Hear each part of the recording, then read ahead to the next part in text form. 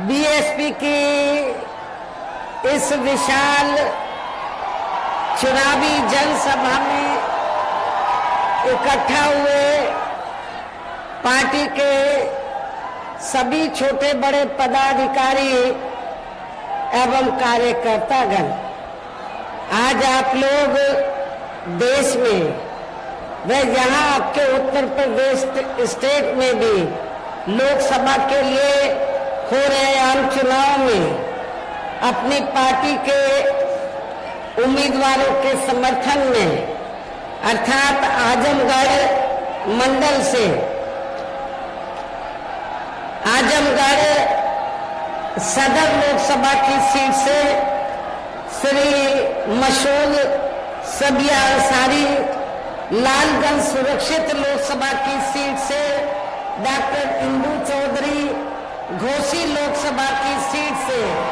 श्री बालकृष्ण चौहान, पूर्व सांसद बीएसपी, सलेमपुर लोकसभा की सीट से श्री भीम राजभर, इनके समर्थन में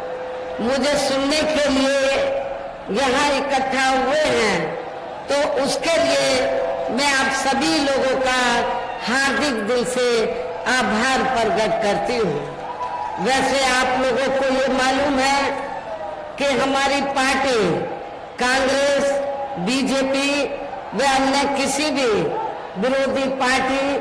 तथा गठबंधन आदि के साथ मिलकर नहीं, बल्कि अकेले ही अपनी पार्टी के बलबूते पर पूरी तैयारी व दमदारी के साथ ये चुनाव लड़ रही है। इसके साथ ही हमने टिकट बंटवारे के मामले में भी सर्व समाज के लोगों को उचित भागीदारी दी है, जिनको कामयाब बनाने के लिए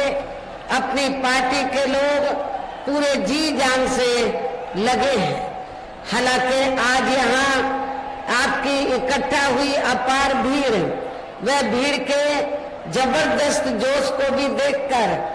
अब मुझे भी ये काफी हद तक भरोसा हो गया है कि पिछली बार की तरह इस बार भी आप लोग अपने प्रदेश से यहाँ लोकसभा आम चुनाव में अपनी पार्टी का बेहतर रिजल्ट जरूर लाएंगे। इसके लिए अब मैं आप लोगों का ध्यान कुछ जरूरी बातों की तरफ दिलाना चाहती हूँ, और इस संबंध में विशेषकर मैं कांग्रेस, बीजेपी व इनके अन्य सभी सहयोगी दलों के बारे में ये कहना चाहूंगी कि आजादी के बाद शुरू में केंद्र व देश के काफी राज्यों में भी ज्यादातर सत्ता यहाँ कांग्रेस पार्टी के हाथों में ही केंद्रित रही है, किंतु इनके अधिकांश मामलों में रही गलत नीतियों एवं गलत कार्य प्रणाली आदि की वजह से ही फिर इस पार्टी को केंद्र व काफी राज्यों की भी सत्ता से बाहर होना पड़ा है, तथा यही स्थिति इनकी सहयोगी पार्टियों की भी बनी रही है, जिसके कारण ही फिर पिछले कई वर्षों से बीजेपी व इनके सहयोगी दल केंद्र एवं काफी राज्यों की भी सत्ता में काबिज हो गए हैं, लेकिन इनकी भी ज्यादातर रही जातिवादी, पूंजीवादी, संकीर्ण, सांप्रदायिक व द्वेषपूर्ण नीतियों एवं कार्य प्रणाली आदि से तथा इनकी कथनी व करनी में भी काफी अंतर होने की वजह से अब ऐसा लगता है कि इस बार ये पार्टी भी यानी कि भारतीय जनता पार्टी भी केंद्र की सत्ता में आसानी से वापस आने वाली नहीं है, बशर्ते यदि ये चुनाव इस बार फ्री एंड फेयर होता है तथा आम चर्चा के मुताबिक वोटिंग मशीनों में भी कोई गड़बड़ी आदि नहीं की जाती है, और वैसे भी इस बार चुनाव में इनकी कोई भी पुरानी एवं नई चल रही नाटकबाजी, जुमलेबाजी व गारंटी आदि काम में आने वाली नहीं है, क्योंकि अब देश की जनता काफी हद तक इस बात को समझ चुकी है कि इनकी पार्टी ने अब तक देश के विशेषकर गरीबों, कमजोर तबकों, मध्यम वर्गीय एवं अन्य मेहनतकश लोगों को जो इन्हें अच्छे दिन दिखाने के असंख्य प्रलोभन भरे वायदे किए हैं तथा अनेकों हवाई व कागजी गारंटी आदि भी दी है, तो उनका जमीनी हकीकत में अभी तक इन्होंने लगभग 1/4 हिस्सा भी कार्य पूरा नहीं किया है, बल्कि इसके स्थान पर इनका ज्यादातर समय व ताकत भी यहाँ इनके अपने चाहते रहे बड़े बड़े पूंजीपतियों एवं धन्ना सेठों को ही ज्यादा से ज्यादा मालामाल व धनवान आदि बनाने में तथा इन्हें हर स्तर पर छूट देने व बचाने में ही लगी रही है, जिनके अधिकांश आर्थिक सहयोग से ही ये पार्टी व अन्य पार्टियां भी अपना संगठन चलाती हैं तथा चुनाव आदि भी लड़ाती हैं, जिनका काफी कुछ खुलासा बॉन्ड की आई रिपोर्ट से भी हो जाता है। और इस संबंध में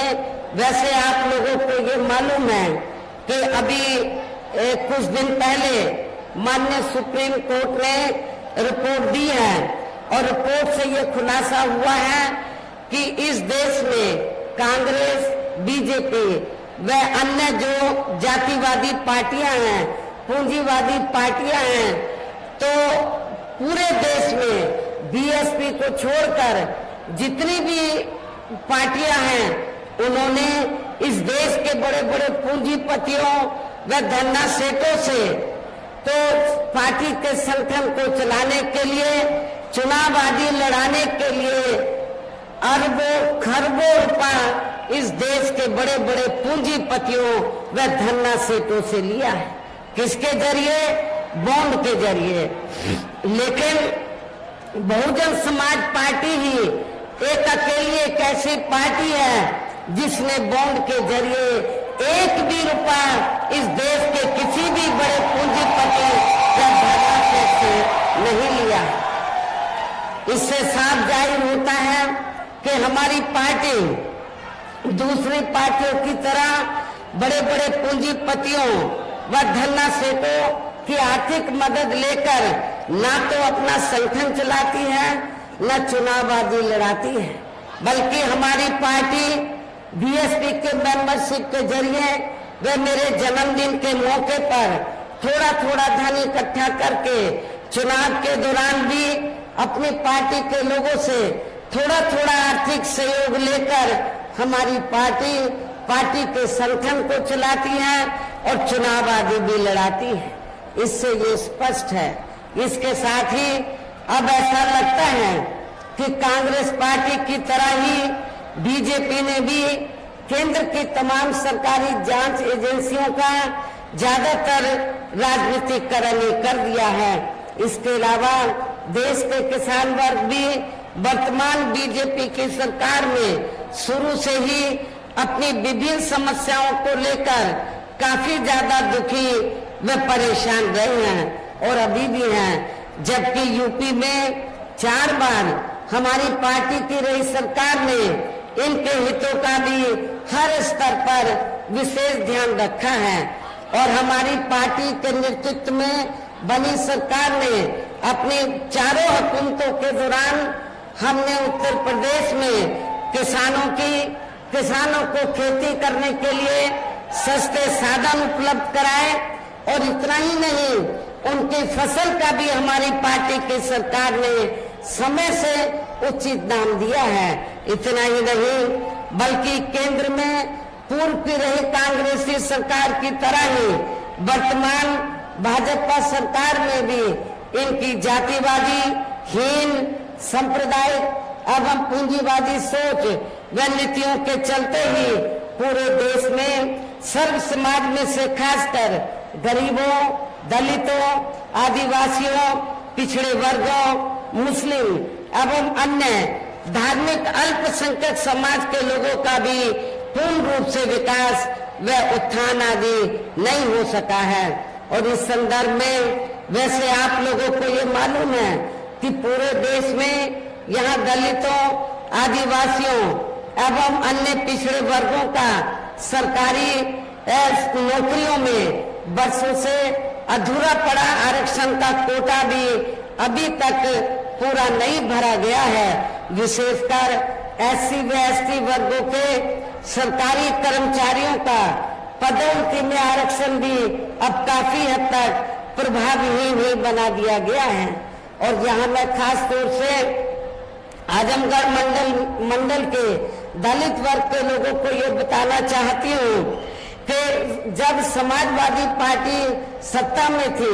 श्री अखिलेश यादव यूपी के मुख्यमंत्री थे, तो श्री अखिलेश यादव ने तो यूपी के SC व ST वर्गों के सरकारी कर्मचारियों का पदोन्नति में आरक्षण बिल्कुल समाप्त कर दिया था, खत्म कर दिया था। तो मैं आजमगढ़ के दलित वर्ग के लोगों से, कर्मचारियों से ये पूछना चाहती हूँ, क्या आप लोग ऐसी पार्टी को वोट देंगे? मैं समझती हूँ बिल्कुल भी नहीं देंगे। ऐसी पार्टी को आप कतई भी माफ नहीं करेंगे। साथ ही केंद्र व राज्यों में भी विरोधी पार्टियों की रही सरकारों में इन सभी वर्गों को प्राइवेट सेक्टर में आरक्षण दिए जाने की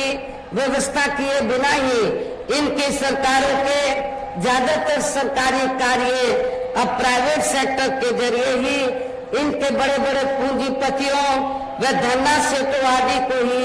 दिए जाने के कारण अब इनको पूरे देश में आरक्षण का बहुत कम ही लाभ मिल पा रहा है। इसी प्रकार इनका अन्य और मामलों में भी शोषण व उत्पीड़न आदि होना अभी तक भी बंद नहीं हुआ है। इनके साथ साथ मुस्लिम व अन्य धार्मिक अल्पसंख्यक समाज के लोगों की भी हालत हर स्तर पर यहाँ काफी ज्यादा खराब व दयनीय हुई बनी हुई है, जिसका काफी कुछ खुलासा सच्चर कमेटी की रिपोर्ट में भी किया गया है। इतना ही नहीं बल्कि पिछले कुछ वर्षों से केंद्र व अधिकांश राज्यों में भी बीजेपी व RSS की सरकारों के चलते हुए अब इनका विकास एवं उत्थान आदि होना भी काफी हद तक बंद ही हो गया है। आए दिन इन पर खासकर हिंदुत्व की आड़ में हो रही जुल्म जाति भी यह काफी ज्यादा चरम सीमा पर पहुंच चुकी है। इनके साथ साथ अपर कास्ट समाज में से विशेषकर गरीब लोगों की भी हालत हमें कोई खास अच्छी नजर नहीं आती है। इनकी गलत कृषि नीतियों के कारण किसान वर्ग भी आए दिन आंदोलित ही रहता है। साथ ही इनकी गलत आर्थिक नीतियों की वजह से देश की अर्थव्यवस्था पर भी इसका काफी बुरा प्रभाव पड़ रहा है, जिससे यहाँ विशेषकर छोटे एवं मध्यम वर्ग के व्यापारी वर्ग भी काफी ज्यादा दुखी व परेशान है। और अब केंद्र में पूर्व की रही सरकारों की तरह ही वर्तमान भाजपा सरकार में भी यहाँ पूरे देश में गरीबी, बेरोजगारी एवं महंगाई आदि भी लगातार काफी ज्यादा बढ़ रही है। देश में हर स्तर पर फैला भ्रष्टाचार भी अभी तक खत्म नहीं हुआ है। ऐसे में अब आप लोगों को देश में हो रहे लोकसभा चुनाव में कांग्रेस, बीजेपी व इनकी सहयोगी पार्टियों को भी केंद्र की सत्ता में आने से जरूर रोकना है, जिनके गलत नीतियों व गलत कार्य प्रणाली आदि को आप लोग काफी हद तक आजमा भी चुके हैं। ऐसी स्थिति में अब ये विरोधी पार्टियां इस चुनाव में भी किस्म किस्म के साम, दाम, दंड भेद आदि अनेकों हथकंडे इस्तेमाल करके केंद्र की सत्ता में आने की पूरी कोशिश में लगी हैं, जिनसे अपनी पार्टी के लोगों को हर स्तर पर काफी ज्यादा सावधान रहना है। और इस मामले में विरोधी पार्टियां अपने अपने पक्ष में हवा बनाने के लिए खासकर मीडिया, ओपिनियन पोल व सर्वे आदि का जो बड़े पैमाने पर इस्तेमाल कर रही हैं, तो उनसे भी अपनी पार्टी के लोगों को बिल्कुल भी गुमराह नहीं होना है। इसके साथ ही विरोधी पार्टियों के विभिन्न रूपों में जारी किए गए इनके हवाई व प्रलोभन भरे चुनावी घोषणा पत्रों एवं वायदेबाजी के बहकावे में भी अपनी पार्टी के लोगों को कतई भी नहीं आना है, जिन्हें ये पार्टियां चुनाव खत्म होने के बाद ज्यादातर अमल में नहीं लाती हैं और अब जिन पर से देश की जनता का अधिकांश विश्वास ही उठ गया है। यही खास वजह है कि हमारी पार्टी किसी भी चुनाव में अपनी पार्टी का कोई भी चुनावी घोषणा पत्र आदि जारी नहीं करती है। वैसे भी हमारी पार्टी किसी भी मामले में कहने में बहुत कम बल्कि कार्य करके दिखाने में ही ज्यादा विश्वास रखती है और इस बात का सबसे बड़ा सबूत ये है कि उत्तर प्रदेश में 4 बार हमारी पार्टी के नेतृत्व में रही सरकार ने चुनाव में अपनी पार्टी के बिना कोई जारी किए गए चुनावी घोषणा पत्र के ही प्रदेश में आम जनहित में काफी कुछ ऐतिहासिक कार्य करके दिखाए हैं, जिनकी अब देश में अधिकांश पार्टियों की सरकारें काफी नकल भी कर रही हैं। जबकि इस मामले में हमारी पार्टी का ये कहना है कि यदि इन पार्टियों के स्थान पर केंद्र में हमें अपनी पार्टी की सरकार बनाने का मौका मिलता है तो तब फिर हमारी पार्टी की बनी सरकार केंद्र में यहाँ अब तक रही सभी विरोधी पार्टियों की सरकारों की तरह केवल हवाई व कागजी कार्य आदि नहीं करेगी, बल्कि उत्तर प्रदेश की तरह ही जमीनी हकीकत में ठोस कार्य करके दिखाएगी। और इस संदर्भ में खासकर मैं ये कहना चाहूंगी, केंद्र द्वारा देश में पिछले कुछ समय से अति गरीब परिवारों को अस्थायी तौर पर फ्री में जो थोड़ी सी खाद्य सामग्री दी जा रही है तो उससे इनका स्थायी तौर पर भला होने वाला नहीं है। और वैसे भी इनकी ये जटिल समस्या देश में हर हाथ को काम देने से ही केवल दूर हो सकती है, जिसकी तरफ हमारी पार्टी की बनी सरकार विशेष ध्यान देगी। और इस संदर्भ में मैं आप लोगों को सावधान भी करना चाहती हूँ। आप लोगों को ये मालूम है कि पिछले कुछ समय से तो केंद्र की बीजेपी की सरकार द्वारा जो गरीब लोग हैं उनको थोड़ा फ्री में राशन देकर उसके एवज में उनसे वोट लेने की गुजारिश की जाती है कि आपको केंद्र की सरकार ने फ्री में राशन दिया है तो इसके एवज में आपको बीजेपी को वोट देना चाहिए। आपको बिल्कुल भी इनके बहकावे में नहीं आना है, इनके चक्कर में नहीं आना है, क्योंकि पूरे देश में जो गरीब लोगों को फ्री में जो थोड़ा सा राशन दिया जा रहा है तो ये बीजेपी की जेब से नहीं, आरएसएस के लोगों की जेब से नहीं दिया जा रहा है, बल्कि इस देश की जनता जो टैक्स के जरिए सरकार के पास पैसा देती है उस टैक्स के पैसे से ये राशन मुफ्त में आपको दिया जा रहा है, ये किसी की जेब से नहीं। साथ ही देश में पिछले काफी वर्षों से आए दिन बढ़ रही गरीबी, बेरोजगारी व महंगाई आदि से भी जनता बहुत ज्यादा दुखी व परेशान है, जिसे भी आर्थिक नीतियों में तब्दीली करके जरूर दूर किया जाएगा। धर्म की भी आड़ में पिछले कुछ वर्षों से खासकर मुस्लिम समाज के लोगों का द्वेष की भावना से जो इनका काफी ज्यादा शोषण व उत्पीड़न आदि किया जा रहा है तो उसे भी जरूर रोका जाएगा। और ये सब हमने अपनी यूपी की रही सरकार में करके भी दिखाया है। इसके अलावा हमने यूपी में सब समाज में से गरीब एवं बेरोजगार लोगों को बेरोजगारी भत्ता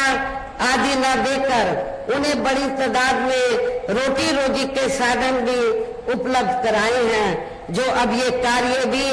अधिकांश ठंडे ही पड़े हैं, जिनको फिर केंद्र में बीएसपी की सरकार बनने पर प्राथमिकता दी जाएगी। कहने का तात्पर्य ये है, देश में इस समय हो रहे लोकसभा चुनाव में विरोधी पार्टियों के जारी किए गए उनके हवाई व प्रलोभन भरे चुनावी घोषणा पत्रों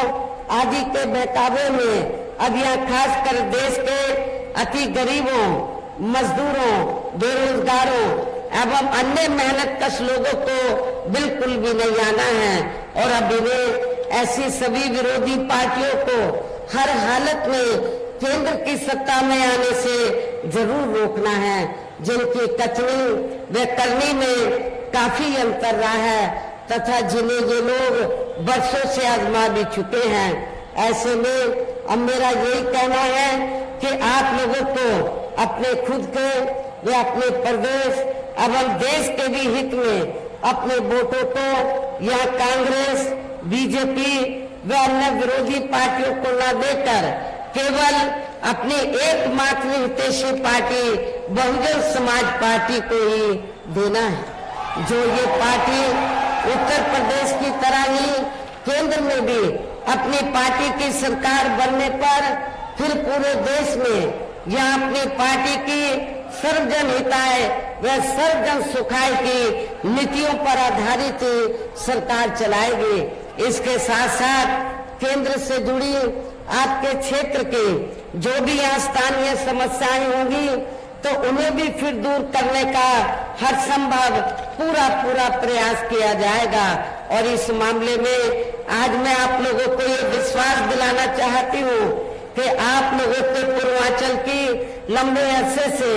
ये दिल्ली पर पूर्वांचल के लोगों की लंबे अरसे से ये मांग रही है कि पूर्वांचल क्षेत्र पिछड़ा हुआ है और इसको अलग से स्टेट बनाया जाए। जब केंद्र में हमारी पार्टी सत्ता में आएगी तो आपके पूर्वांचल क्षेत्र को अलग से स्टेट बनाया जाएगा, इसको अलग से राज्य का दर्जा दिया जाएगा। साथ ही यहाँ गरीबों, मजदूरों, बेरोजगारों, कर्मचारियों, किसानों, छोटे व्यापारियों एवं अन्य मेहनतकश लोगों के हितों के का भी विशेष ध्यान रखा जाएगा। सर्व समाज में से खासकर दलितों, आदिवासियों, पिछड़े वर्गों, मुस्लिम व अन्य धार्मिक अल्पसंख्यक समाज के लोगों के विकास व उत्थान के साथ साथ हर स्तर पर इनकी सुरक्षा आदि के लिए भी सख्त कदम उठाए जाएंगे और तभी फिर यहाँ वास्तव में अपने देश के महान संतों, गुरुओं व महापुरुषों में भी विशेषकर महात्मा ज्योतिराव फूले, श्री छत्रपति शाहू जी महाराज, श्री नारायण गुरु,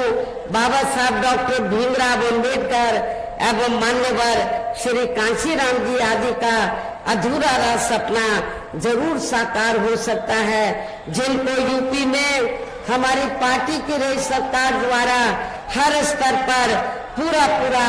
आदर सम्मान दिया गया है। और इतना ही नहीं, जब यूपी में 4 बार मेरे नेतृत्व में सरकार रही तो हमारी पार्टी की सरकार ने और खास तौर से मैंने अपनी पार्टी के लोगों या दूसरी पार्टी के लोगों जो गलत किस्म के लोग हैं उनको बिल्कुल भी बर्दाश्त नहीं किया था। हमारी पार्टी की सरकार ने उनके खिलाफ सख्त से सख्त कार्रवाई की। आप लोगों को मालूम है उस समय हमारी पार्टी का एक यादव समाज से एमपी था। मेरी सरकार बनते ही उसने कानून अपने हाथ में ले लिया। मैंने ये नहीं देखा कि वो बीएसपी का एमपी है, मैंने कानून व्यवस्था देखी, अपनी जिम्मेवारी का मैंने एहसास किया और मैंने उस मेंबर पार्लियामेंट को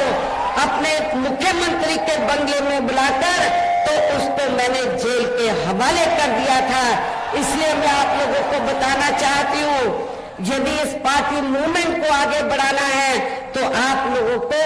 अपने पढ़ाई के चक्कर में नहीं पड़ना है। हमारे संतों, गुरुओं, महापुरुषों ने जो संघर्ष किया है उसकी संघर्ष की बलि नहीं चढ़ानी है, बल्कि उनके संघर्ष को ध्यान में रखकर उनके बताए हुए रास्तों पर चलकर आप लोगों को उनके मूवमेंट को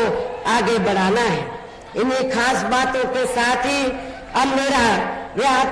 मेरा देश व आपके स्टेट के भी हित में यही कहना है कि हमारी पार्टी ने यहाँ जिनको भी लोकसभा के लिए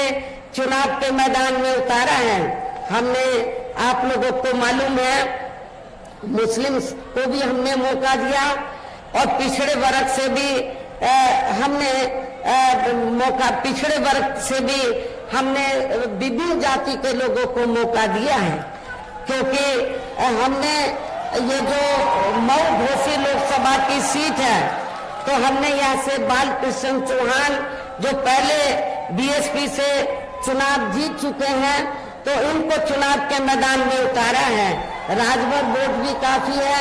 भीम राजभर को खड़ा किया और बलिया से हमने यादव समाज से बीएसपी का प्रत्याशी चुनाव के मैदान में उतारा है। हमने अकेले राजभर कोई मौका नहीं दिया है, राजभर को भी दिया है, नुनिया चौहान को भी दिया है, मुस्लिम को भी दिया है, बलिया से यादव समाज को भी दिया है और रिजर्व सीट से हमने दलित वर्ग की महिला को भी मौका दिया है। मेरे आप लोगों से पुरजोर अपील है कि बहुजन समाज पार्टी ने इन जिन लोगों को भी चुनाव के मैदान में उतारा है, जो ये लोग आपके सामने यहाँ खड़े हैं, मंच पर मौजूद हैं, तो उन्हें आपको जरूर कामयाब बनाना है, जिसके लिए यहाँ पार्टी के सभी स्तर के छोटे बड़े पदाधिकारी एवं कार्यकर्तागण आदि पूरे जी जान से लगे हैं। और अब अंत में मेरा यही कहना है कि आप लोगों को वोट पड़ने वाले दिन यहाँ बीएसपी के अपने सभी लोकसभा उम्मीदवारों को अपने पार्टी के हाथी चुनाव चिन्ह के सामने वाले बटन को दबाकर इनको भारी वोटों के अंतर से जरूर कामयाब बनाना है, जरूर विजयी बनाना है। इस खास अपील के साथ ही